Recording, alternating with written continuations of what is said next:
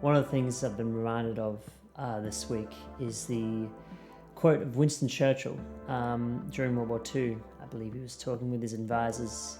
He told them, facts are more important than dreams, and it was talking about confronting the harsh realities of what's going on as opposed to pretending they don't exist. And that is something that relates to this week's study, which is very interesting. I didn't really kind of connect with the study much this week. I kind of understood it, but it didn't really hit home for me until I got to the very last part of the lecture. The last part of the lecture was about project management maturity models.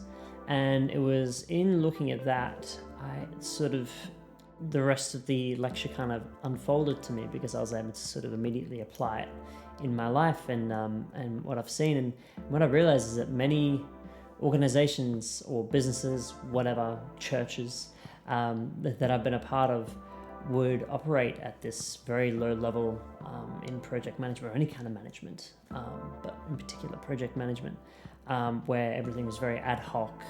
There was never any real even confronting of the facts that were relevant. There was all dreams that were never actualized into specifics and goals. And even in my own life, I know I have lived the vast majority of my life since high school, even throughout my university degrees. I was living in a place of a dreamland almost, not confronting the harsh realities. And what I found was that, like, looking at these project management maturity models sort of really highlighted home a few things. The realization in that was that when you confront the facts and you ask why that is important, and you continually bounce between that, confronting the facts, asking why, and then asking why again, and then again, you come to the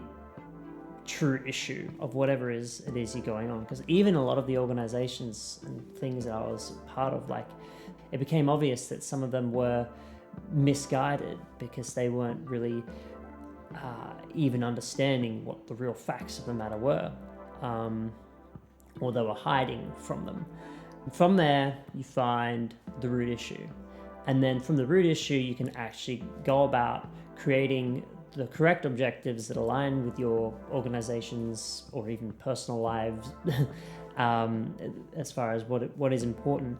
And then you can go and build your processes that you need to do to effectively enact the change, whether it is in project management or even anything else in your life. And from there, with the continually asking why, you're continually developing your processes, you start auditing, you start doing the things where you're reviewing the results, and you're no longer living in this place of a dreamland, but you're actually confronting the brutal facts, the hard facts, the real facts that actually, when utilized through the right processes and through project management models, you're actually going to initiate or complete effective change in whatever project you're going through. Now, this is all very vague and sort of, it's all a bit generic, but I know in a lot of things in my life, because I come from a marketing background, I can see that even in the marketing projects that I was part of, or even sales projects, you kind of did the thing and then you never really reviewed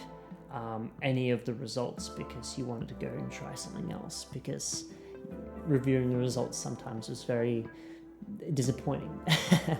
But yeah, so that was the thing that sort of really hit home for me with this study, with this week.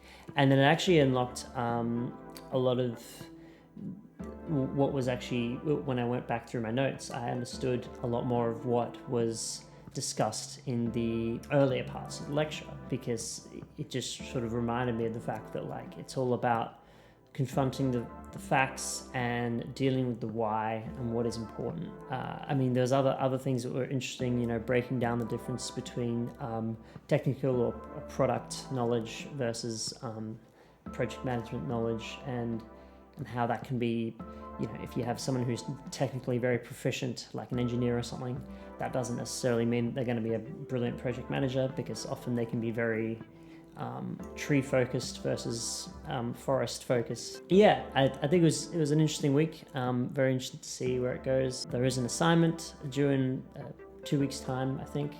So I think next week's video will be a little bit along that, like pretty much verbalizing how I'm going about that assignment without giving away too much for anyone else who's watching these videos. But yeah, hope you guys enjoyed this one, and see you next week.